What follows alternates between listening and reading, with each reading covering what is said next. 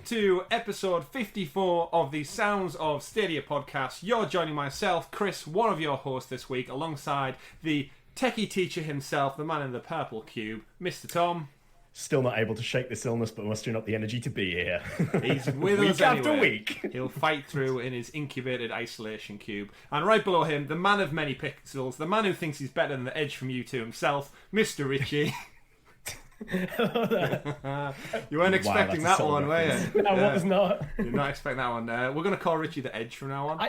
I'm not better than the Edge, to be clear. Slashes. Just to be clear. Okay. So he's throwing some stuff out there already, ladies and gentlemen. Welcome to, as I mentioned, the Sounds of Stadia podcast.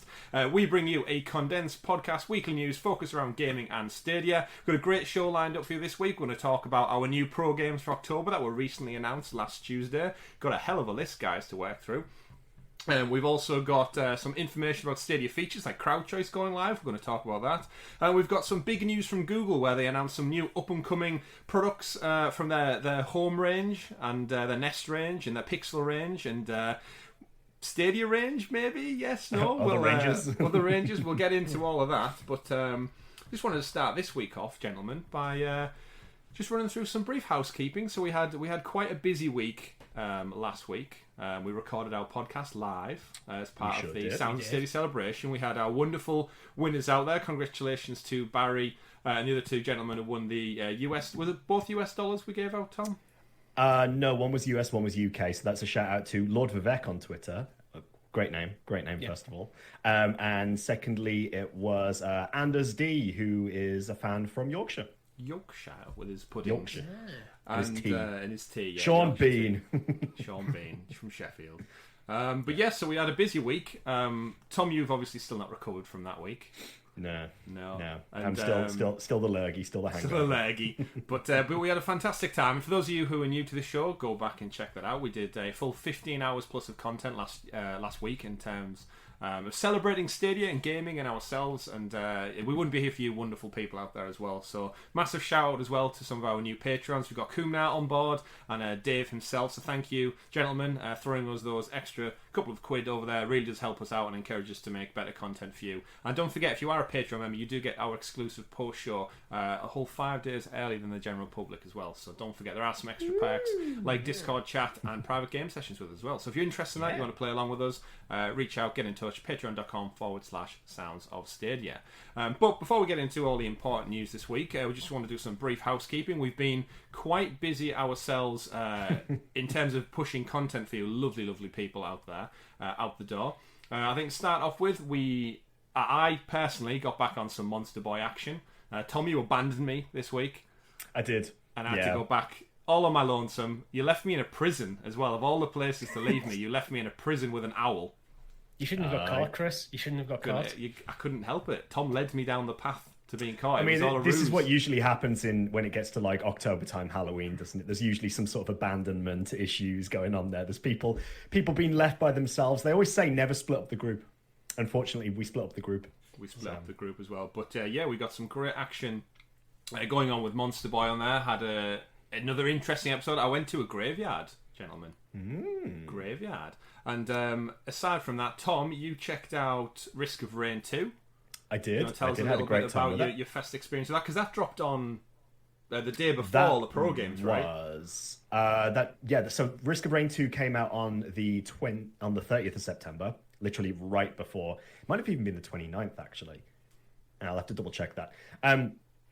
But yeah, jumped into that, did some recording, got a good solid hour plus of gameplay there, including the new level, Sundered Grove, that is currently timed exclusive to Google Stadia. So go check that out if you want to see that, even if you're just a Risk of Rain fan and haven't had the opportunity to check it out yet on Stadia, definitely give it a look. And there's a little link underneath to skip you directly to the timestamp for that point too, if you want to see that. But great game, loving it. I'm sitting down and, blasting through a couple of rounds every day so far, because it's just something that I'm finding is really enjoyable. Interesting, yeah. So if you're interested in Risk of Rain 2, I hope it's not kind of swept under the rug a little bit by the pro games they're launching, because even just personally myself, having 6 games free immediately the day after it launches does make you question whether you want to spend money on a game when you've got such a kind of smorgasbord of games. And I wonder if people sometimes overlook it. It's questionable, isn't it, when the games are launched, just on that basis. that's it for me. It's a sort of game. If it came out in quite a quiet period, I'd be more tempted to buy. But at the moment, it's just kind of okay. Here's another game. If it was a pro game, I would have definitely played it.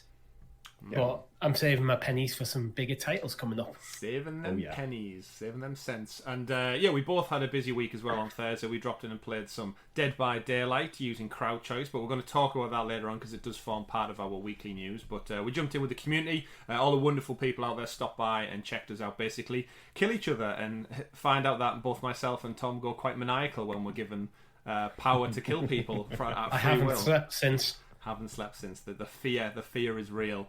But yeah, thank you for everyone for stopping by for that. So we've had a busy week, and as I mentioned, we've got a great show lined up for you. So without further delay, Tom, would you like to introduce us to... Absolutely, the super sexy special Stadia Stories segment, aka the news. The news again. Following on from last week too, we still got this partnership with Stadia Source, so big shout out to them as well. StadiaSource.com are our sponsors, our affiliates over there. The number one source for Stadia news and reviews, so go check them out. So to start things off, then kick things off this week with the news, as we mentioned, we had 6 pro games drop on us this week. It felt like they were leaving it down to the wire, but we've got to remember these drops always kind of go in tandem with the way the calendar works. I've seen a few people getting a bit antsy, thinking we're nearly at the end of September here. When are they going to announce them? And it kind of just is the last Tuesday before the first of the following month. And the games got all dropped in thick and fast, mind. I think we need to start off with probably... I probably want to say my top pick of the bunch, which is Celeste. So I'd like to throw either of you two gentlemen jumped into Celeste yet and have had a play around with it. I actually bought Celeste when they first released it on the platform, so I'm not too fussed by it because of the fact that Celeste is such a damn good indie title. Like, if you haven't had the chance to play Celeste yet, you're doing yourself a disservice. Try it, especially now that it's free. I'm not too fussed about it because it's an awesome game. No, I'm not too fussed about the fact that I bought it. Oh, is what okay, I'm saying. The fact that that I purchased it rather than it coming out on Pro. Yeah. That's what I meant by that. That Sorry for the confusion. Yeah. No, Celeste is a damn good indie game, and it's absolutely well worth checking out. The story is top tier. Like, just if you're the kind of person who judges games based on their appearance at a surface level and just look at the 2D art and go, oh, I'm not really interested in pixel games, scrap that. Give it a shot because the story is absolutely worth it. It's so good. Yeah, I think Sorry, go Richie. It's one I definitely need to jump into. I didn't buy it when it came out because I was hoping it might come out as a pro game, and I already have it on Switch. So I was like, I can't really justify the purchase, even though it's an awesome game. I want to support the developers when I already own the game. Okay, but I'm definitely going to jump back in now. It's on Stadia. Yeah, so you said there, Tom, in regards to purchasing it already, this is still a problem in my opinion that pro games are doing. They're still, like, I know Richie, you didn't get it because you had it on Nintendo Switch already. I didn't personally have it. It's one that's been on my radar since it was since it first came out on other consoles and platforms, and it won all like the Game of the Year plaudits and such, rightly so. But I've been holding off because of the price point it was at several weeks ago did make me feel like it may be a pro game, and here we are. And there's another game on this list as well, which was also released not too long ago, which I believe, Tom, you bought as well. So I also bought it, yes. It's back to this. It's great we get these games, but does something need to be done about these games going free to pro? Because I know everyone always sometimes compares it to, well, it happens on PlayStation Plus and it happens with Games of Gold, but Celeste on PlayStation Plus it's already been out for over a year, so it's not the same. Whereas on Stadia we're getting them, and then we're talking mere weeks before they're being given for free. So I still think it is a problem, kind of, but the problem I think will resolve itself as we get more games on the platform. Mm-hmm. It seems more of a problem now because it's a much smaller sample size. Yeah. The one where I do say there's definite problem is where it's literally a game comes out, then the next month it goes on Pro. Celeste, we had it for a couple of months. I do think it's inevitable. We did. Yeah. I do think it's inevitable that we get to a point where games that are on the platform already are going to become pro games. Like it happens with other platforms already. The amount of games that have now come out on PS Plus that I already own physical copies of, you know, you see that happen, and then suddenly you go to your local like game store or CEX in the UK, and you suddenly see like a massive collection of all the physical copies because all of a sudden people have got the game for free. It's going to happen. Yeah. I think what Google Stadia is doing quite well for me at the moment is sort of changing my mentality about how I think about spending my money when it comes to games. And rather than me buying titles that I want to play, I'm now buying titles to support the developers instead, because I want to see growth for that kind of game on the platform, or titles by that company that I'm more willing to invest in those. It's like I've been quite vocal lately about Jedi Fallen Order, and not to get too far off the topic, but you know, I already own that, and I've said before on the episode, when it comes to Stadia, I'm going to buy it again because I want to see more, and I want to see more Star Wars titles on the platform. I'd love to see more Respawn games on the platform, and I'd like EA to show more support for the platform too. So I'm going to have to pay out for it, but I'm happy to do that because it's a great game. And the same thing rolls out with these indie titles right here. I just feel the same way. I think a lot of it comes down to how much spare money you have, really. I'd love to support developers more than I do in the similar sort of way, but I have less spare income, so I tend to buy. I have no problems buying a game, then like 6 months later it comes out as a pro game, because chances are in that 6 months I've already played everything I wanted to of the game.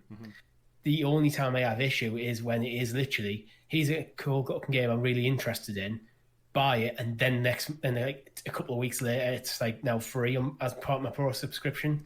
That's happening less. It seems to be happening less, and I think that problem will go away. But I think it is that timeline as well. It's a combination of how you see it is your own personal financial situation and the timeline between release and going pro. To the individual. But I, for one, can't wait to play Celeste. Like I said, it's been on my radar for quite some time. I haven't got around to it this weekend purely because I've got Crash Bandicoot 4 and Star Wars Squadrons, which unfortunately both aren't on Stadia, but they're both right in my wheelhouse of things. And like you said, Tom, in terms of supporting EA titles, I would love to see Squadrons move over to Stadia because it's a great game and I'm having an absolute blast of a time with it. No pun intended. But I will get to pew pew. I will be getting around to it soon enough. So Celeste, Game of the Year contender for well, not this year, but it was won loads of Game of the Years last year. So that was just one of our 6 titles. So next up as well, we have Human Fall Flat. For those who haven't seen Human Fall Flat, it's basically you are a bunch of little Play-Doh people and you have to solve puzzles, get through things like castle gates, catapults, ski lifts, and basically navigate from point A to point B, the finish line, with a team of other Play-Doh people.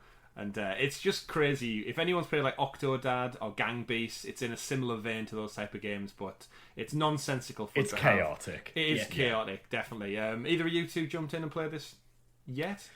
I haven't played it myself yet, but I did check out our friends over at Stadia Source as well as part of their stream have played, showcased a little bit of it there. I do want to give a shout out to the game at this point, though, to point out that actually on Stadia, you actually have up to 16 people can play in a single lobby, whereas on other platforms you can only have up to 8.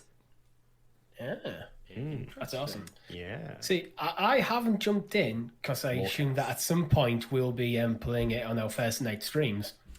I would have thought so, yeah. It's definitely something that lends itself to us three attempting to create some form of agreed plan and make it through. With up to 16, I want to see Patreons and community folk in there as well, because it will be absolutely insane. It's one of them games I could jump in, play a bit on my own, and go, this definitely needs multiplayer. Yeah. So I'm going to wait until we're playing multiplayer. Yeah, it's a nice little indie title. It looks like they have added a lot to it in the last year or so. I remember playing it when it came out back on PlayStation, and it was great, but it was very almost barren. I know that's the art style they're going for, but it does look through the Stadia trailer they've added a lot of colour and customization and characterization onto it as well, which should be fun for us all to get in and create our own little Play-Doh people, and we'll go crazy and have some fun of that. Next game up, I'll throw it over back to you, Tom, because I know you, for one, have purchased and played this game. Another one that's dropped this week is, you can say it, I want to say it's Horton? Is there a... No, it's Jotun. Why don't I want to... Which one? Yeah. Is there another one? So another title over by the guys who also created Spiritfarer and Sundered. We had those originally. Yeah. Fantastic art style. really detailed storytelling once again, which is, a success of a lot of these indie titles. Set in sort of like mythical Nord Viking mythology. I love this sort of stuff. I eat it up. It's a great game. It's probably not as highly rated as something like Celeste, but again, it is something that people should spend, give it at least 30 minutes of your time and see how you enjoy it.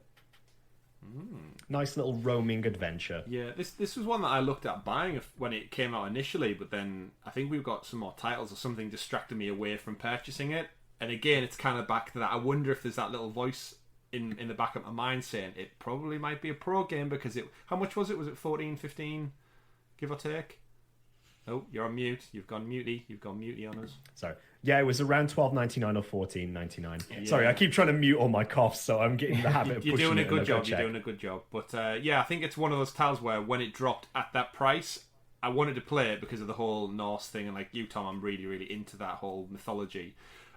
But part of me in that price, I think, did say, just hang fire, Chris. Just hold off a little bit because it may, if you're not in a rush to play it, it may well drop into that pro subscription. And here I've benefited from not buying it, so I'm sure that was my exact same mentality with that game. It's like, he's a cool looking game that I want to play, but I don't have time to play now.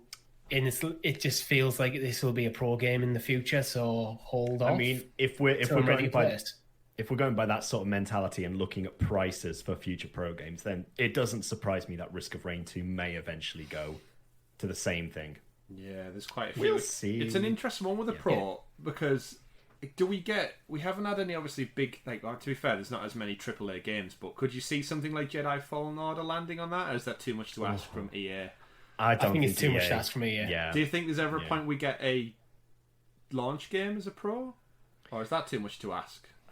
I think it depends on what happens with cash behind the scenes for Google, really, doesn't it? We know Stadia has its own budget separate to Google, so it depends what happens there, really. But I don't think it's likely to happen. I think the month when we do get a AAA game as a pro game, we won't see 6 titles. It'll be far less. Like balance the books a little bit with that. Yeah, I could maybe see 2.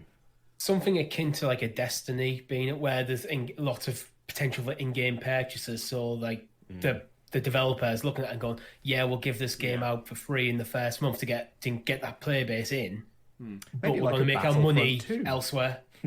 Well, I wouldn't expect it from an EA. There's a lot of EA longer have games. never shown inclination to do that sort of deal. So. There are some games. I mean, I could imagine something like Rainbow Six Siege would probably benefit more so. Yeah. Because again, it's practically free to play everywhere else at this point. Yeah, Siege is moving to a free-to-play model anyway, game as a service, as we've talked about before. So that could be something that you could get, similar to Dead by Daylight, where you get it with maybe like some of the operator packs or something as part of Pro. That'd be pretty cool to see. Yeah, because you've got Dead by Daylight and you bought the killer packs already, so that's monetizing a Pro subscription purchase off the bat. That's exactly. I've brought this up several times over like the last year we've been podcasting. I think that's a perfect example of like how you can get people into these games as service. Give them the game for free, then here's some cosmetic DLC or DLC for you to purchase. Yeah, I think it works. And if you're playing the game regularly, I'll probably look to buy the packs for Dead by Daylight. Yeah, if we look at other models as well, for smaller titles, I think there's a kind of a pick and choice moment, and I think Sony have done it well with the likes of Rocket League. And then more recently, you've got Fall Guys, both free games on PlayStation Plus, and they've gone on to make infinite amounts of money based on accessories and add-ons and customization options.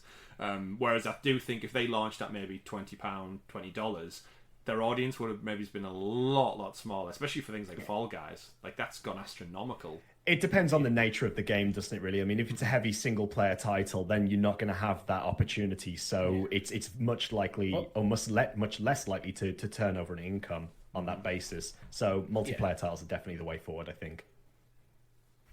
I thought you had something to say at the end there, Richie. Yeah. Next up, pretty much covered what you said. Next up, we've got Lara Croft and the Temple of Osiris, which again is another game that only came out several weeks ago. Didn't buy it. It was one that I was keen on it, but finding the time to play it, and I've waited. So I honestly say from this week's list, I think there's about 3 titles on here that would have cost me a cumulative £30-40, and Pro has saved me that money instead.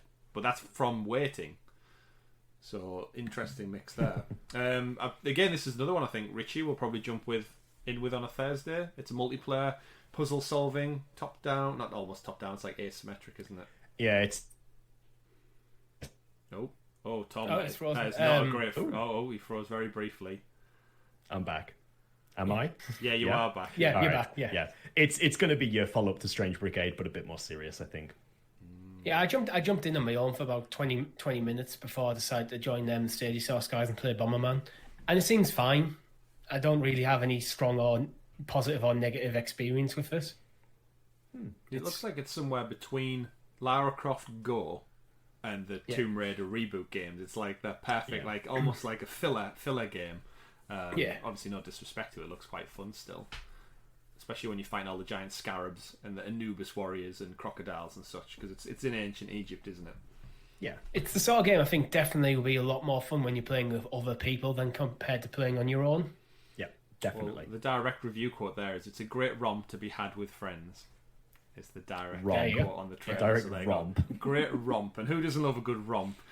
Speaking of romping around, we also got another game added on the pro list, but we got Super Hot Mind Control Delete, which is the DLC, if I'm not mistaken, but it's practically its own game. Yeah, but on it's Stadia, big enough to be its own title. It literally is its own title on this one. So, again, I've played Super Hot on VR. Personally, this doesn't interest me because I'm so enamored with the PlayStation VR element. Going back and playing this just first person on screen, it detracts something from the enjoyment I've had with this title. But neither of you two have played it in VR, right? No. So what's your take? I haven't jumped into it yet because when Super Hot, the original Super Hot, came out, that was a pro game as well. I jumped in for about an hour and was like, this is a cool game that I really want to play in VR. So I kind of just dropped out. Okay. I think it does lack something when you're not in VR. It's interesting because I haven't experienced it at all in VR, so I've been happy just to sit down and play it. I remember talking about it before when we had the announcement about the original Super Hot, that it originally came out as sort of like a flash demo that you could actually play in browser. It seems that within the Stadia community as well, Super Hot and Super Hot Mind Control Delete are definitely two titles that have caught the community by surprise, just in general, particularly for more of your less hardcore, more casual gamers, because they're sort of like, it features that mechanic that a lot of people have never witnessed before in a game. So that's it's more of a puzzle game than an action game. Oh, it's very strategic. You've got to think about everything you do, haven't you? Every movement. Yeah, every time you touch those sticks, or in VR, when you move in VR, so even if you tilt your head or you move either left or right hand, the world moves. So it does lend itself to VR more so, but I'm sure I'll play it. I'm sure I'll check it out just to give a stark comparison with it. But final game up on the list, gentlemen, for our October Pro Games is, of course, the one Dead by Daylight, which we know we've been waiting for quite some time with anticipation. Tom, you called it. You were right last week. You said you think it'll be a pro game. It wasn't, even though we were told it was coming out in September. They lied to us. You were fooled. You were fooled, all of you. We were lied to by one whole day. However, it did launch with crowd choice, and that kind of brings us on to our second story of the week, which is crowd choice is live in the world of Stadia with that YouTube integration out there. We played it on Thursday for about 3 or 4 hours. We also played it this weekend with some close friends as well. Basically jumped in, took turns to hunt each other down and kill each other. Yeah. I think the community as a whole has been loving this game. I've seen. I think there was a good 6 or 7 streams going from the Stadia content creators community, all just showcasing it, jumping in, and the involvement was great from the community just to get them in. It's great how people love the engagement of games like this, and like particularly with a feature like crowd choice. So overall, absolute success of getting that in with a launch game on Stadia Pro as well. Yeah, I think this is a perfect October Pro game. It fits that horror theme nicely. It's got a feature that we've been after for a long time. And it's actually a very, very fun game to play, even if you do have nightmares of your friends killing you afterwards. It was so much fun, but less so to set up, wasn't it? Yeah, so that's kind of another point. So for those out there who aren't content creators, it should be fairly straightforward. You open up the Stadia app, you boot up you don't even have to boot up the game, do you? You go to your account section, settings, and there's an option that says YouTube. Click on YouTube, and it says link to account. Now, most of you out there, rightly so, will have probably just had your Gmail account associated with Stadia is the same as your YouTube channel. For us content creators out there who have a separate channel for Sounds of Stadia and the like. There are three of us. Yeah, we obviously don't. We have shared custody of this channel. It's like it's our baby. We have all joint custody. No one's mummy, daddy, anything like that. We had some problems, didn't we, gents, getting set up with this one? And it took us a good back and forth between people in the community. Thank you. Shout out again to Gem Stadia and Original Penguin for reaching out and getting in touch and helping us out with some little Google YouTube algorithms. But we got there in the end. Yeah. We did after a solid 45 minutes of panicking right before the stream went live. Yeah, we did have a panic moment where YouTube specifically asked us if we were going to delete something forever. And it said Sounds of Stadia, and again, it explicitly said it wasn't the channel; it was like an element of the channel. But there was still that element of. I was paranoid. Delete forever is not a good thing. Anyone who's had to wipe stuff from their memory card or remove a USB flash drive, anything like that, and you get that little message pop up. You check about 8 times before you click yes, don't you? Read it, and check it. But either way, the problems aside. We finally got into crowd choice. Yeah. In my opinion, it works good, but there is a lot more improvement that could be done with it. Absolutely. Once again, it feels like it's sort of like in its beta testing phase. It doesn't quite feel polished yet. So for the people who are wondering how it works at the moment, essentially you have text options in chat. So in the game, in the actual footage that you see, you'll see lists of different options that you can select from. However, if you want to participate in chat, you actually have to type out word for word, letter for letter, capital letter for capital letter as well, in order to actually make your vote counted. What it could probably do with is maybe like a poll that pops up in YouTube chat, or Richie, I think you've said like a drop-down box, something like that instead. It'd be something as simple as it just pulls it from the game into the chat with all the options and just numerical, so you can just go 1, 2, 3, whatever. Yes. Keep just as simple as you possibly can make it for people to engage with. A radio button and a submit button, something like that. And having it just like a notification just automatically pushed into chat as well, so you know that the poll is live, and then a notification when it's over. Yeah. And with what the outcome was. Yeah, so little things specific to Dead by Daylight, you could choose. You basically, as the crowd, as the audience in the YouTube comments, you got to vote for who either the killer was or who the victim. What they call victims or the survivors, even though they haven't survived at this point. But yeah, you basically get to vote for that. I would like to see a bit more integration into it. I think it's simple enough. I think not the integration part, but in terms of where you could pluck options out of different games. We found a few things that also need addressing. I think later in one of our titles we realised that if you just spam the chat with your choice, that overvotes. Yeah, we're not 100% on that yet. We'd have to do some testing, but by initial look, it seemed like that. So if you were to vote between Chris, Tom, and Richie right now, and someone just went in there and copy and pasted Richie 50 times, and the other 50 people had voted for various different ones, he would outvote everybody else by just numeric value.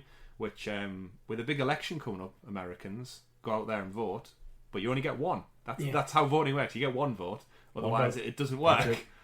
Yeah, don't go and vote twice. But yeah, that seems like the other things that we mentioned, things room for improvement. That one I'd say is an actual flaw in the system. If it is true, it should be. I was surprised when it seemed to work, because I would assume that I'd like almost pick up one vote per name in the chat. Yeah, every time the poll goes up, There's huge potential for it, though. Like we've now seen it actually work successfully for Dead by Daylight, and we know that a lot of games are going to be coming with it soon. Baldur's Gate 3, we know we're going to have options, dialogue options, and so on going to be available there, so that'll be fantastic.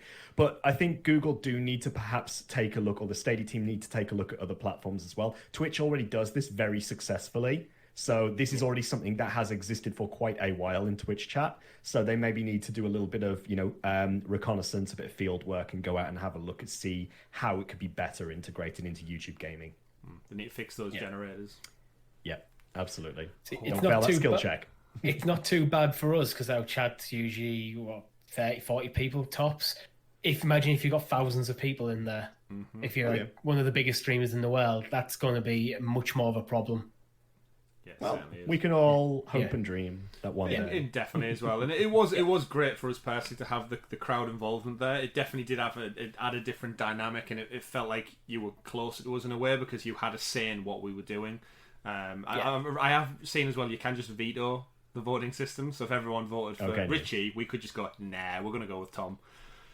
By choice. So it's not the nurse again. The nurse. Yeah, the nurse or something that you don't want it to do. Fan favourite. They could just go for, not necessarily fan favourites, but if it's the worst character, they could just want to ruin your day by making you pick the worst one over and over and over again. It'd be nice as well if they could integrate it so like the crowd choice apply to all three of us who've got our accounts linked rather than just whoever happens to be streaming. Yeah, true. Yeah, there's definitely some integration things. But more importantly, I think we're finally happy to see the fruits starting the labour's starting to show true of this kind of Stadia YouTube integration, because it's been a long time coming for something that they announced way back at GDC in April 2019. We're in nearly the end of 2020 now, so it's about time we start to see this. And I think this is just maybe the cork's now popped on this bottle, and we're going to see a couple more things. Hopefully the search feature's coming soon, and messaging. Yeah, give us a search feature. Well, we've got. I forgot about messaging. Yeah, it's a thing. It's a thing we'll get to. But in terms of wrapping the pro games and the crowd choice up in a neat little bubble, gentlemen, Tom, we'll go to you first. What are your takes on this selection of games? Are you happy with your pro? Surprised we got 6. What are your compromise thoughts? I think it's a really good selection for going into October. I think they're starting to ramp it up a little bit. Again, there's no big standout AAA games, but I think Dead by Daylight is one that's definitely gotten a lot of people interested. And it's actually sort of rekindled a lot of love for the game as well, which, the game's a good 4 or 5 years old at this point as well. So it's sort of like breathed a new breath of life into it, should we say, into something that's decrepit and scary and and so on. We're having a blast with it, and I'm sure you'll see plenty of that this month as well, with it being October. Oh yes, as soon as we creep closer to Halloween, any game that's got any vague horror tangible link to it, we'll be jumping in and playing, certainly. How about yourself, Richie? Happy with the layout for this one? Yeah, I kind of just want to echo Tom's thoughts. It is maybe missing a AAA game, but there isn't as many on the platform as we'd like. So they do seem to be compensating by, well, we can't give you a big AAA title, so he's 6 awesome smaller titles. Yeah. I can't complain about that, to be honest. Completely agree. I mean, again, Game of the Year candidate, winner in some regards, and then we've got a horror title perfectly timed for Halloween. And again, I'm glad it was this month and it wasn't the end of October. Could you imagine if it was like 1st of November we got this instead? It'd be like, you kind of missed the boat a little bit on that one. But horror titles, I think, do really well because they, again, similar to horror movies, I think Christmas movies as well. There's always a specific season of the year where it doesn't matter how old or how niche or cult following the movie is, people go back to it every year because it's Halloween, it's Christmas, whatever it may be. And I think I'm surprised we don't have a Christmas-themed video game sort of genre that's come out yet, really. A lot of horror. Can you think no of any Christmas theme? Christmassy games. Horror lends itself to like a lot of like tropes that work well in game. Yeah. Put me down. I don't think Christmas would. It's too jolly. I know. I have the Grinch game for PlayStation 1 still, and that does not hold up. I don't think it was great at the time, but it also does not hold up well. Walking around Whoville collecting presents and smashing decorations and stuff. Yeah, you get a lot of Christmas-themed events and games rather than Christmas-themed games. Yeah, I'm just going to say I'm sorry. I should not have mentioned Christmas. It's far too early to be talking about this. Right. It's Halloween. It's Halloween and bonfire My night bad. for those in the UK who celebrate bonfire night. So that's a wrap for our pro games. We've mentioned crowd choice. Hopefully, we're going to talk about more integration features in the near future. Next story I want to move on to. Tom, you alluded to it there, but off the back of crowd choice, we do know we get Baldur's Gate 3 early access begins in 2 days' time from the time of recording, so this week on the 6th, I believe. We're getting it dropping on Stadia and Steam at the same time. And this week we've got a little news article saying you will need a Larian account signed up to for that cross-platform play, which makes no sense. I'm just happy that any game that comes out now with cross-platform, I think just benefits Stadia tenfold just for the user base. It said it makes no sense. I'd say it makes perfect sense needing that account because it counts as the thing that'll sync up the 2 different versions. I think it's a slip of the tongue. I think you made sense there. Yeah. What did I say? You said it makes no sense. Yeah, you said it make no sense to have a Larian account. Oh, I did. Yeah, I meant total sense. Total sense. Yeah, I thought it was a slip of the tongue. Yes, total sense because it ties everything together. And again, I would prefer that. I prefer to have a Bungie one, a Ubisoft one, anywhere I can just cross-play my games. it only benefits. Again, Avengers, Richie, a Square Enix game, would be fantastic if we could just jump back and forth with friends on other platforms. But again, I think this is the future of gaming. We're now leaning towards that cross-platform play. You two are much keener on Baldur's Gate than I am or probably ever will be. So yeah, if you either of you want to give your take on what this means. Richie, this one's yours, mate. Well, I'm a massive fan of Baldur's Gate 1 and 2, so I am still excited for this. I was a little soured on it initially when I saw the first gameplay reveal, because it looks so much like Divinity, and I just could not get away with that game. So I'm probably not going to buy it day one, even though I do have created myself a Larian account. I'm probably going to wait to see what the reviews come in as. Mainly just to see am I judging it a bit unfairly? If the reviews are going to go, if you love Divinity, you'll love this. Well, that's absolutely fine, mate, because you'll be able to watch me play it, because I'm going to be getting it as soon as it comes out on Tuesday. No, I'm very much looking forward to this. I'll jump into early access. I'm a huge lover of D&D stuff. I played all the Neverwinter Nights games. I didn't actually jump into the Baldur's Gate games previously, which is a massive sin as far as I'm concerned. But as a fan of the Neverwinter Nights games, it definitely feels more akin to those as opposed to the traditional Baldur's Gate games. So I'm definitely going to be able to jump in and you know, the whole point about signing up to a Larian account, it's fine. It's like you said before, Chris, you know, the whole thing about cross with crossplay, you know, you have to do these things because it's all, you know, all of that information is got to be kept remotely somewhere, and Google aren't going to be doing it, and other platforms aren't going to be. So the developers themselves, the publishers themselves, will do that for you. Yeah. So it's easy. Interesting one for that, then, Richie. So you said you're going to wait for the reviews. So does that mean, because it won't be reviewed while it's in early access, most likely? All the big companies will wait till it's finished and out there for public release, right? There'll be reviews of some description out there about how it plays, but there will be written, I'd imagine, with this game is still in early access. Yeah. Here's what we think so far. Because a lot of things like the major story beats, they're not going to change. True. The way the game ultimately plays is largely going to be consistent throughout the early access period. Okay, but it's a fair take. I am starting to think now, after hearing you speak, Tom, I might have to buy it so I can play co-op. If you want me to pick it up on Tuesday and then you make a decision 5-10 minutes down the line, mate, I'm happy to stream it just for you to make a decision. It's fine. I'll figure it out. All right. Okay. So in relation to that, then, with it being early access, are you expecting a cheaper price point, Tom? Yeah, absolutely. What's a ballpark figure you're thinking? Baldur's Gate 3 will probably be on release. I'm expecting it'll be around, I don't want to say it's going to be a £50 game. I don't know, but there's going to be so much to do in it that it could very well be. So early access, I'd be happy probably paying up to about the £30 marker, I would say. Yeah, I'd agree. I think as big as the Baldur's Gate franchise is, it's very much a cult classic. I think if they're trying to pitch this as a £60 game, they're going to have problems selling the amount they'd expect. Because again, it's a cult classic. It's not. I don't think it's that mainstream, to be honest, as a game. I think that's one of the reasons I haven't played it before, because it's getting a bit more attention. I genuinely think it's getting a bit more attention because it's on Stadia and there's less on the platform. Maybe. We shall see, but we don't have to wait long, everybody. So there's one thing. Some other things we don't have to wait long for. Moving on to our next story. Google held their Google Launch Night In this past week, which I saw loads of people reporting in the US. Quite ironic, because I think it was on at like 11 a.m. in the morning for them. So it's not much of a launch night in when it's so early. But for us over in Europe and UK side, they announced a bevy of new products, several of which being a new Nest Audio speaker. Doesn't really do much for our podcast, other than if you're listening to it, I suppose you get crystal clear bass and richer tunes from the Nest Audio speakers. But more importantly, I think the things that pertain to Stadia, we got a new announcement of a Pixel 5 and a 4A 5G. Again, all fantastic. They look great. I think the Pixel range always look quite smart and sharp. I do love the variation of colours they brought out. The only thing for me is they seem to have stepped back from being a flagship model now. I don't know if you two have had a chance to look at the specification, but it's definitely they've reeled it back a little bit on going out for the big hitters being up there. The price indicates that alone. It comes in at a cheaper price point than you would get for something, say, a Galaxy Samsung S20, and rumoured the new iPhone that's probably going to be announced next week sometime. So they seem to be stopped. Don't get me wrong, it's great value, but it's definitely not hitting for that massive top tier flagship. Pixel, obviously, in cohesion with Stadia as well. Richie, you've got a Pixel 4 XL, right? Yes, I do.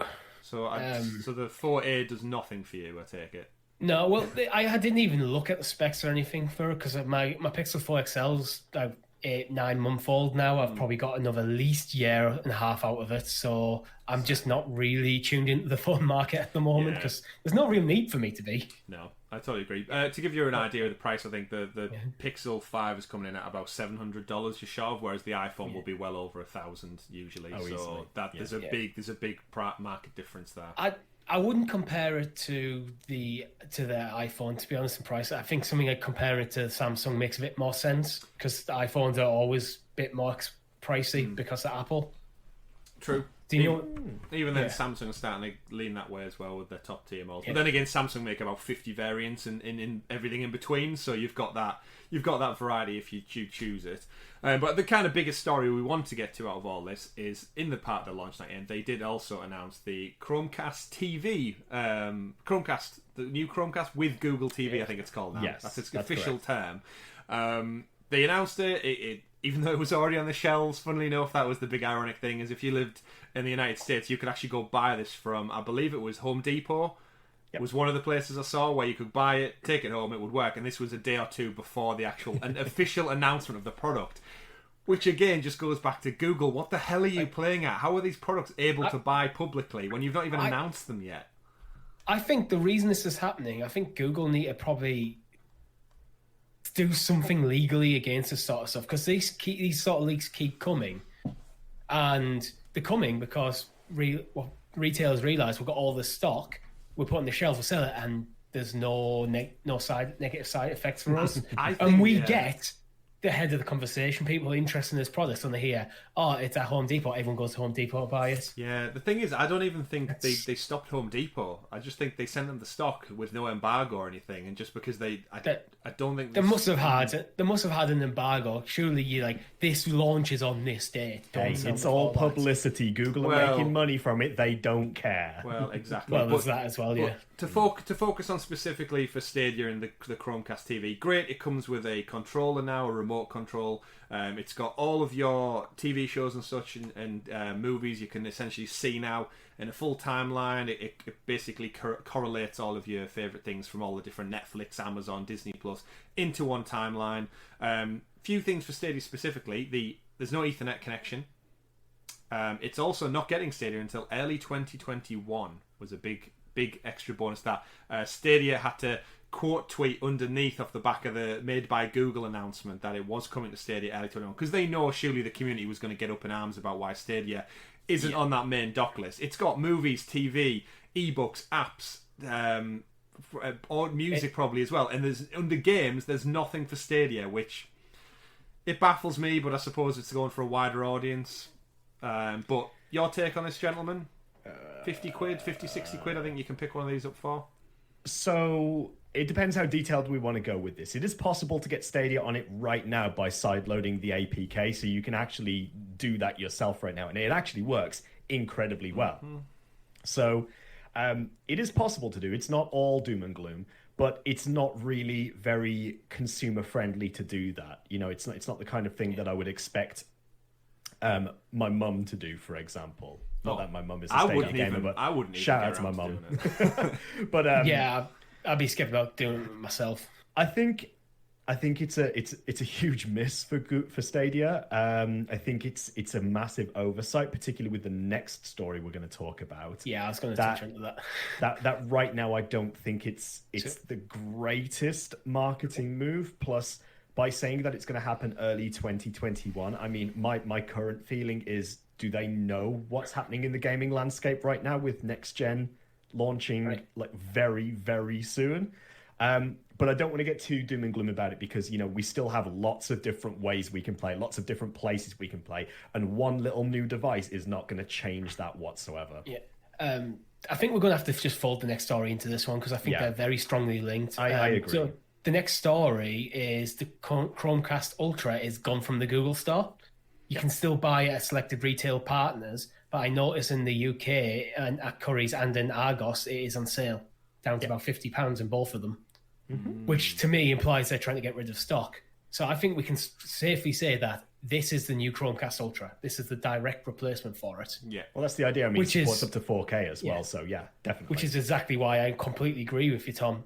Not having Stadia on this at launch is a little bit of a problem, and that is coming from someone who has pre-ordered one. Oh, okay. Yeah, that's interesting. Which colour did you go for? I went for sky blue. Sky blue, interesting. Not that it matters because it's behind your television and you're not going to see it. It's literally, I looked at the colour remote and the blue one looks I suppose, nicest. the remote. So for me, there's a few key points I think we need to talk about, and that is it not being there at launch. To the average consumer, it doesn't matter because this is clearly marketed at getting those people who have an Amazon Fire Stick or they're maybe in the market for one this holiday season.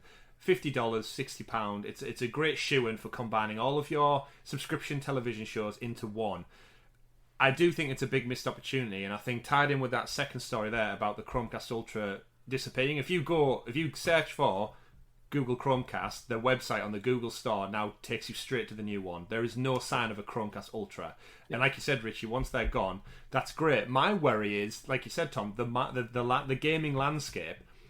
Everyone this Christmas, this holiday season is going to be, not everyone obviously, but for gamers out there, for families with children who are then asking for the latest gaming tech, you're going to have PlayStation sold out everywhere. Pre-orders the news is all over. Xbox pre-orders sold out everywhere. Nintendo Switch is hot as shit right now still.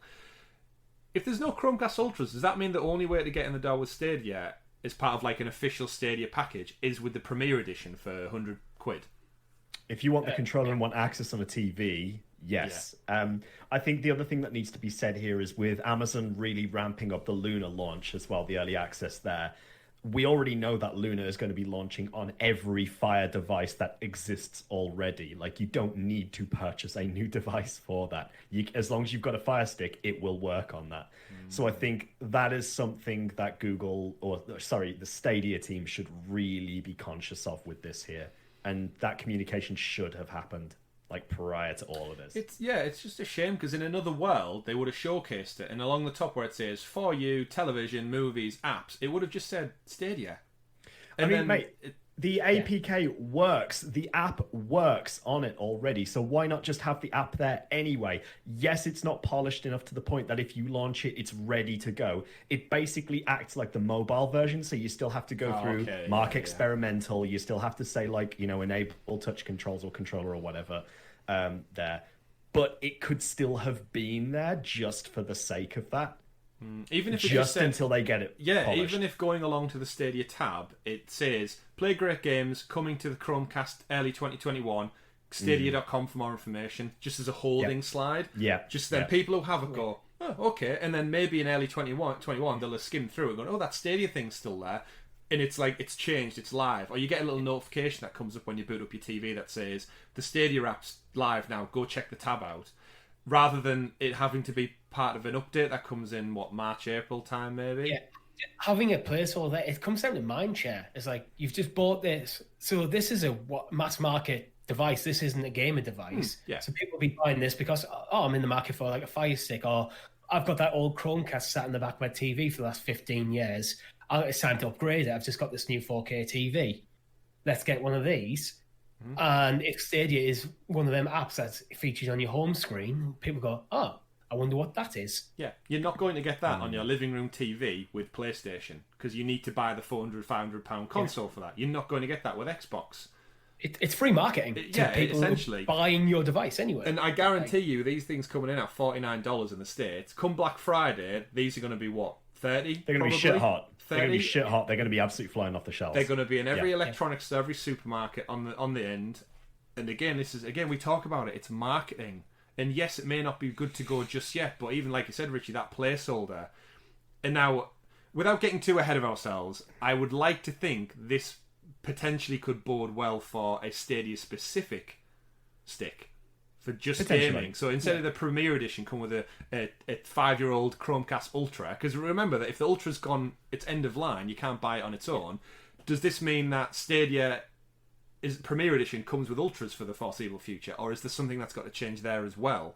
Yeah. And I think this, again, we could be getting ahead of ourselves, and we could actually be looking at a cheaper Premier Edition that comes with a smaller Stadia. Just remember, if I can just interject, sorry, because I know you've both got really important points you want to make on this, but just remember that we've bought into this service with one of the caveats that, or like one of the selling points is that you don't have to keep upgrading the hardware. We're getting different messaging now, which is all of a sudden like the Ultra is now gone. Here's a new Chromecast. True. Yeah. You don't have to replace your Ultra, though. No, you don't have to replace the Ultra, but at some point, those devices are going to die. It happens. Like, it's inevitable. The other thing I was going to add very quickly is, imagine in an ideal world instead that... I got an ice cream van outside. Oh, you take over. Take over. Just enjoy it, listeners. Okay, back to your point. Back to my point, which is far more interesting. In an ideal world, imagine on November 19th, so you've bought your new Chromecast with Google TV, you boot it up, and as you said, Chris, there's a splash screen there that says like Stadia coming soon, play all of your favorite games without the need for blah, blah, blah. You know, we could do some really good selling points right there. November 19th, boom, Stadia 1 year anniversary, you load it up, splash screen comes up, and all of your favorite new AAA titles are there. We get some big announcements, let's say, at the next event that we get.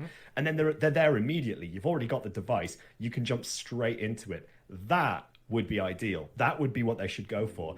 I wouldn't be surprised if the Stadia team or the Google marketing team may have seen the general community feedback and may even push for the app to be there before early 2021, whether we might get it by the back end of this year, because, you know, it hasn't been received very well there. I would like to think that could happen. Yeah, I always try and picture it from like a consumer perspective, and I think if I'm a parent, I've got my kid there, and they're flicking through, because children are going to be there popping through Disney Plus and Netflix left, right, and centre. Yeah. If they just skim along to Stadia and it says something like FIFA or Cyberpunk or something that's like in the public mindset, that because it's a big massive launch, it just came out and their friends are all playing it on PlayStation 5 because they're lucky enough, they're fortunate enough, their parents have got them a console for Christmas or something, and they go, Mum, Dad, we can't have that for whatever reason, but the TV's already got this thing that says Stadia and has FIFA, has Cyberpunk, has Assassin's Creed Valhalla. What do I need? And the parent looks into it, what do I need? Oh, your old Xbox 360 controller, because the Chromecast TVs are Bluetooth, right, as well? Yeah. Yep. So you can hook up your Xbox, your old controller you've got in your bedroom with your little brother, or your old PlayStation controller kicking around, up to the TV, and I can get your Cyberpunk for 60 quid without having to drop the £400 for a new console. Hell yes, son, you can have that, you can do that. Oh, but wait, Stadia isn't there. Coming early 2021 does not work for the consumer who's got the product in their home this Christmas. It needs to be pushed there pre-Christmas, I think. It needs to be pushed, ideally, as you said before. If you could get it there for Black Friday, that would be ideal. Like, if it's there for Black Friday, ready with some, like, you know, big November titles, that's where it should be. For me, it's systematic of Google's different divisions act, in my opinion, sometimes too independent of each other. Where if one of the strengths that Google could have is a synchronized launch for something like a project like this. They're such a smart company. Like, they have so much power at their disposal, but it's just like it's like the teams are too separate. There's no connection between them, and because of that, it's just it just falls apart, and it's such a shame to see. This brings me on to my other point. It's a bit of a tinfoil hat point. Do you think they're holding off on the release of Stadia onto the new Chromecast to help ship what's left of the Chromecast Ultra stock from the Premier Edition? I mean, it's a business decision. I could see that happening. I think that is a stupid business decision. It is awful. Because what you could do is you could ship them off to physical retailers, stick them on the shelves in Currys, mark them down to get rid of the stock, while you sell these proper. I mean, the Google TV comes in under the Chromecast Ultra price point as well, so the new product's undercutting the old product off the bat. Yeah, not really, because the old product comes with the controller. No, the Ultra. Oh, yeah. Just the Ultra by itself, yeah. So it's such a weird one. But actually, as another beat to this story as well, did you both realise that they stealth released a Ethernet power brick as well? Yeah, I did catch that one. So if you do buy, it went very Nintendo. Let's not provide the the charger in the box with your device. No, you get the charger, you just don't get the Ethernet adapter part. Once again, this takes me back to the point I made before about how we're buying into this system with the idea of not having to buy extra equipment and so on. Yet here we are. Now you've got to buy a power adapter with an Ethernet socket if you don't have very good Wi-Fi. Yeah, so Richie, your scenario then, you've pre-ordered the Google TV. And I for one, will honestly say I'm really intrigued because I want my Amazon, I want my Netflix and Disney Plus all to be on one screen with a remote. That'll be so much handier than casting, which is what I currently do for a lot of stuff. But then come early 2021, Richie, you're going to have to update your stick with the Stadia update, from what we're being told. Then you're going to have to hope that should happen automatically. But you're going to then have to hope your internet, your Wi-Fi is good enough. If not, you're going to have to go out and buy an adapter to then rig it up to get Stadia to run as it does now with your Ultra. Yeah. Yeah, I was already in the market for an Ultra or Premier Edition anyway. I don't really need another controller. It's the other Chromecast I was after. Yeah. The reason I went for this is because it's about £5 more than the Ultras that are currently on sale, and I'm happy to wait out for Stadia to be there because it doesn't actually change my use case at the moment too much. What will happen is once this gets updated to have. I'm probably going to leave my Chromecast Ultra in my telly anyway for Stadia when this is plugged in. And once this gets updated to have Stadia, I'm going to move my Chromecast Ultra into my office. Right. Big plans. Yeah, but it's not going. I'm probably not going to need an Ethernet adapter because of how close the Chromecast will be to my router. It's like less than a meter away. Yeah, that's fair. But in a nutshell, I think we're all on the same page where in my heart of hearts, I just hope whatever this new Stadia Connect is that we should be getting imminently. We generally have got them every 3 months, so we're pushing it now as we head in towards November. And their birthday, their anniversary, we're hopefully going to see a Connect. And again, we get ahead of ourselves sometimes because we're just hungry for news. And at the end of the day, we do a news podcast, so it's kind of it's in our wheelhouse to talk about these kind of things. But in regards to the Chromecast TV, some better marketing beats could have been hit. I think we could all agree that. It's not terrible, it's not the worst thing. I think the product looks quite good. It's just a shame that it's missing this arm. They've been clear marketing at least. Yeah, that's this is the information's there, it's nice and clear. Stadia is coming next year. Yeah. As another quick follow-up, Richie, when you got your Pixel, did it come with Stadia installed on it already, or did you have to download the app? I had to download the app, which I think is... Well, actually, I just ported everything over from my old one, my old phone. But I do think... I've been a massive advocate of Android having Stadia as a preloaded app. Yeah, deletable, but preloaded. Yeah, I'm curious if the Pixel 5 will make that jump, because I've seen a lot of propositions of if you buy the Pixel 5, you get 3 months Stadia. There was a great advert with that guy playing it in the park. I get very excited and animated about it. Actually, while we're on that topic as well, it's very much worth shouting out that I think the marketing for Stadia at that particular point there was the best marketing we've seen to date for Stadia in general. And they need more of that. I mean, it was really obvious that it was basically a paid-for ad. Like they got, the guy, shout out to Dashi, he's got 5 million plus YouTube followers. He's such an advocate for gaming, but it's not his normal thing. So it's very much, but he's so animated that it gets people like that's a million, immediately 5 million people on YouTube who know that guy, who are now aware of Stadia because of that ad. Yeah, I think the fact that he's not massive in gaming is probably key there, actually, because it shows someone he's got half a foot in gaming, experience in gaming in a different way. Yeah, I just think they're the type of moves they need to keep doing. Yeah. But again, it would have been great if they could have showcased that with the Pixel, and then they could have followed that up with. And if you want to play that, also play it on your TV with our new Chromecast with TV and Stadia. Early 2021, and this is where like that unified marketing needs to happen as we head into. It would have been nice to see him playing on his phone, walk into his house, and then just cast straight over the TV. Yeah, because he did such a good job at showcasing it out and about. It would have been great to see him. Yeah, that would have been a great segue into just the home and then the TV. But either way, we'll hopefully be seeing more as we head into Stadia's second birthday. We did get some more updates throughout the week in regards to the controller. So we found a few new extra nice features come out. So the controllers now support Tandem mode, which I didn't expect to ever be a thing, but here it is. Wow, Richie, you've tested Tandem mode out. Yeah, I tried for a weird use. I went for a weird use case because you've got to when you can. It didn't work for me, but admittedly, I was using the DualShock 2 through an adapter into my controller through Google Chrome.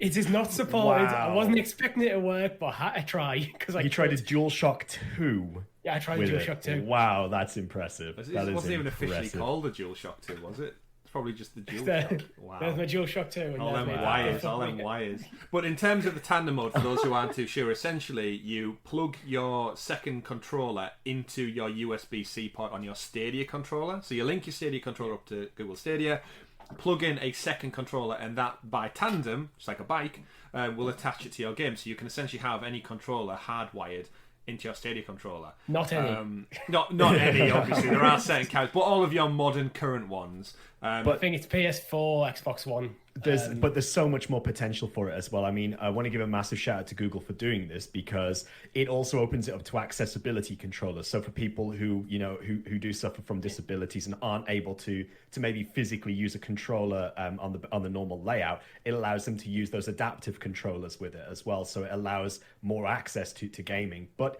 even then, even further, we've seen things on Reddit already of people putting in USB hubs to allow them to connect 3-4 extra devices, keyboards, mice, headsets, the whole works, really.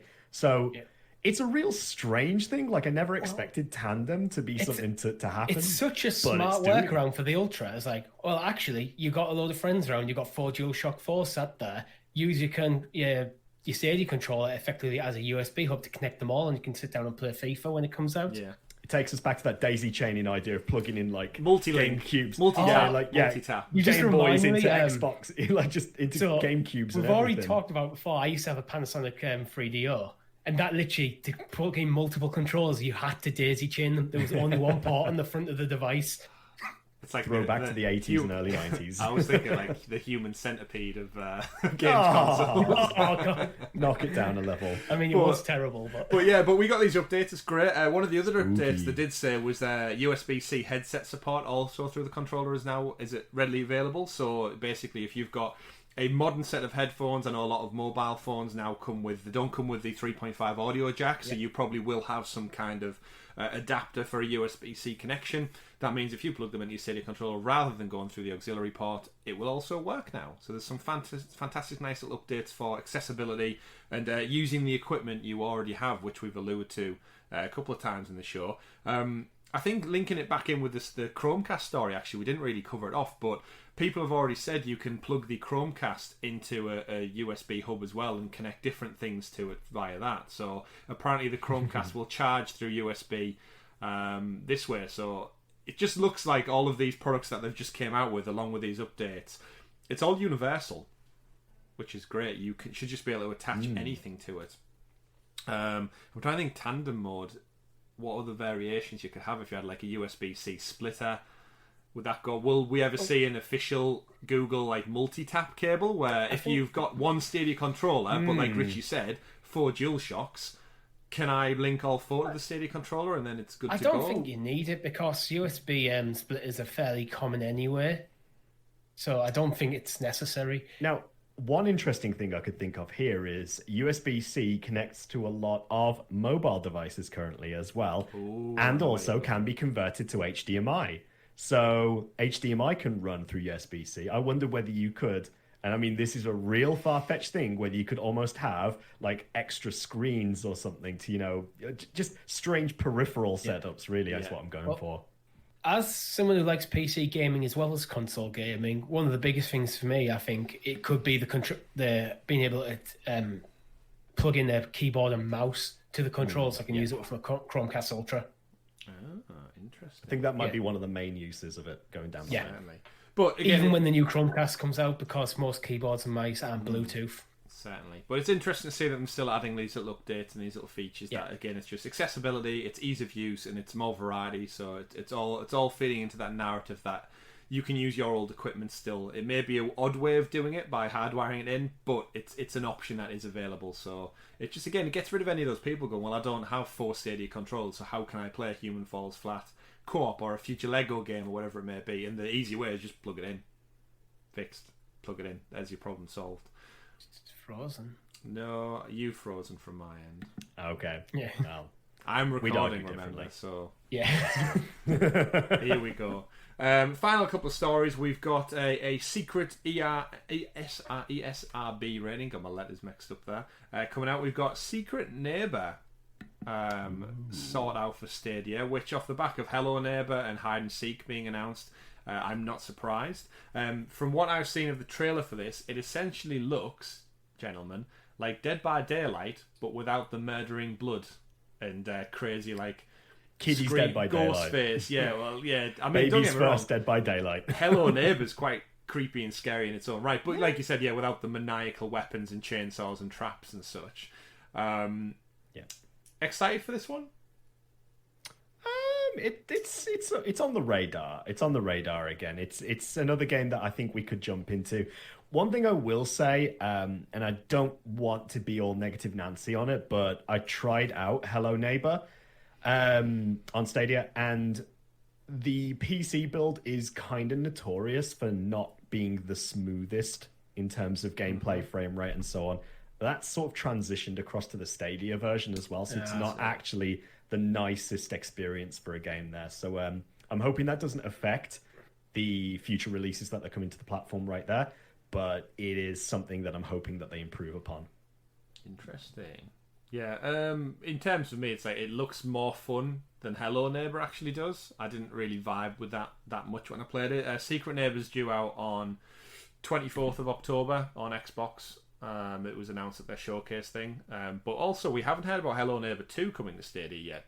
So we've got the original, the DLC, the kind of mini sequel Hide and Seek, and now we've got Secret Neighbor rated, not official yet, just rated.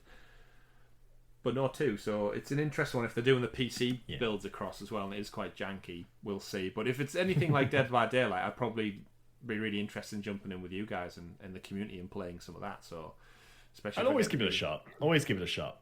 Exactly. It might even be a pro game. Who knows? It feels like it should be a pro game, to be honest. I hope it is. You hope it is. If it's not, I'm probably unlikely to buy it. Yeah. We got some quick game announcements as well this week. We got Power Rangers Battle for the Grid is getting some Scorpina DLC. Scorpina. I actually remember Scorpina, so she must be one of like the OG. I feel like she was introduced just after the movie, but you're talking like 15 plus years back, if even longer. So don't hold me to that one, but it's nice to see some DLC content coming out, and they do showcase Stadia on the advert or the YouTube video for it as well, which is fantastic. And off the back of Dead by Daylight, we're also finding out about Mortal Kombat 11 getting some additional DLC, the All Hallows Eve pack, which looks like it's coming with a lot of Halloweeny additional skins and such to drop in for Mortal Kombat, because I know a few people in the community are really keen on this game and getting it out there with the crowd choice as well. They have not mentioned crowd choice for this yet, but it seems like a game that would lend itself perfectly. Yeah. Just for simple as character selection. Yeah, like roster or like choosing. Yeah, I think like a lot of people are I think a lot of people are calling out for stuff like that as well. I think it'd be nice when we get. There was another feature we haven't actually touched upon yet, which they've briefly announced, which is crowd boost as well, which can either it can impact gameplay based on user decision in chat as well, which can either help or hinder the person who's actually streaming. So it's definitely something. It's going to hinder. Oh yeah, 100%. But still, yeah, looking forward to these sorts of things. Looking forward to it. So more games, more add-ons, more DLC. Always great to see. You love to see it. But that's it in terms of updates for games this week. One of the things I did want to throw out there in terms of game updates, a bit of a negative one, but Mafia Definitive Edition is now out now in the wild. I've seen a couple people on Twitter playing it on PlayStation and stuff. Where is it on Stadia? We still just waiting. Same with Definitive Edition 2 and 3.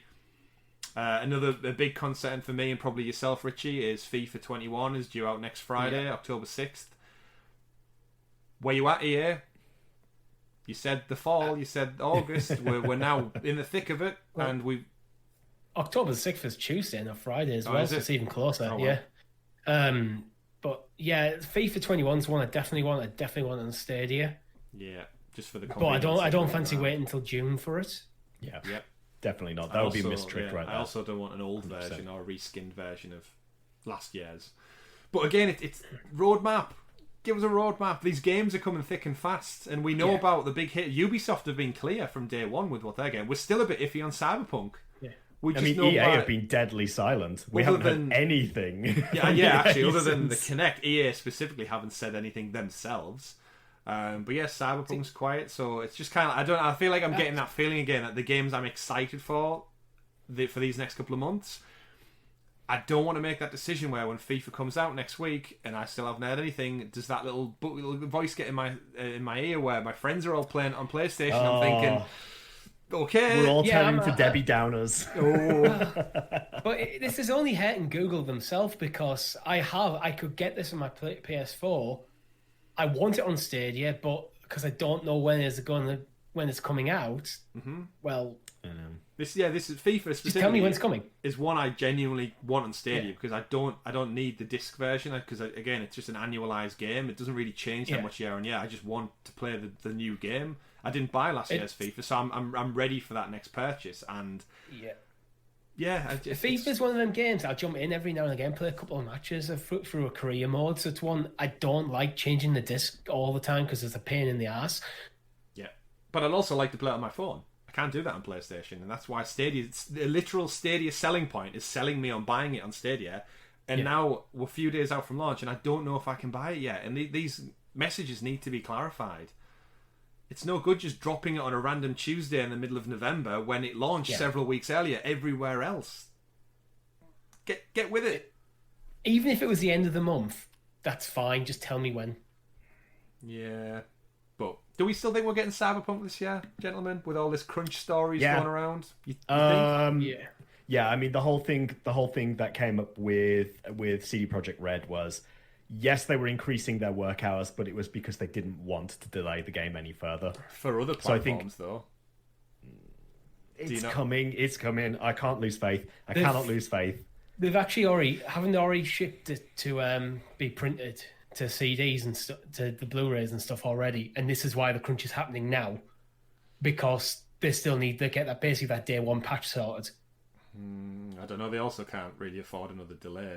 But aside from that, remember we haven't got a concrete date for. I'm getting to the point where I feel like Stadia is going to get bumped to 2021. It can't. I can't be negative about that point. Yeah. I have to be positive. I have to remain positive. We are getting Cyberpunk in 2020. We're getting. Yeah, I'm optimistic. I think the reason we're not hearing anything is because Stadia tend to shadow drop absolutely everything, regardless how. Hey, if FIFA 21 drops on Tuesday, brilliant. Like, absolutely. It wouldn't surprise me. It genuinely wouldn't surprise. It wouldn't surprise me if in the blog post on Tuesday it's like FIFA 21's out now. Hey there, sports fans. Hey, sports fans, you like soccer?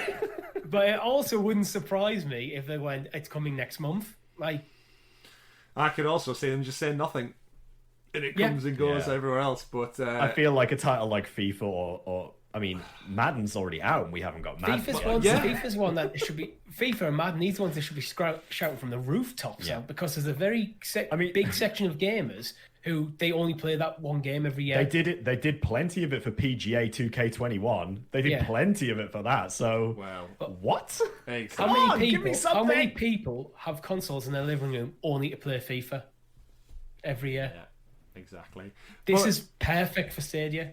That's a market that you can take. Yeah, that's why I want it. And I'll tell you what else I want, ladies and gentlemen. I want an ice cream. Ever since Tom's ice cream fan noise went through, I really fancied an ice cream. Something nice and cool to chill me down from getting too stressed about these release dates that we don't know about on Stadia. But that has been your news for the week, and that has been the Sounds of Stadia podcast, episode number 54, where myself, Chris, Tom and Richie bring you all the news wrapped up and condensed down into an hour or so show. We've covered off quite a lot this week, gentlemen. Games, devices, future plans and roadmaps. But I'll tell you what, you may not have the release date, but we can guarantee you that next week, episode 55 will be coming to you on the 10th of October. Lock it in now. There will be no crunch. There will be no delays. We'll come to you as always. I said the 10th. That's the day we record it. I actually mean the 12th. The 12th. So communication issues aside, thank you everyone for stopping by this week. Don't forget to go and check out, just like Stadia. Don't forget to check out our Dead by Daylight stream where we tested out crowd choice and a couple of the other videos we've been working on as well behind the scenes. And don't forget to join us this Thursday for our community live stream where we join you and play some games as well, because we've got a lot of variety. We need to settle on what we want to play this week, everybody. But thanks for stopping by. My name's been Chris. I'm going back to bed. I've been Richie. We've been Sounds of Stadia. Take care, everyone. Have a great week. Bye. Bye.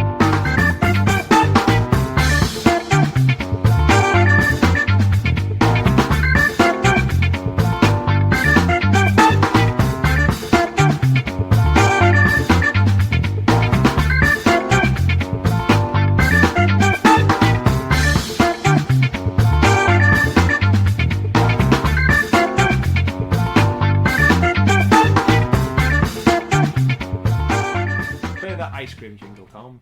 Ice cream jingle, ice cream jingle.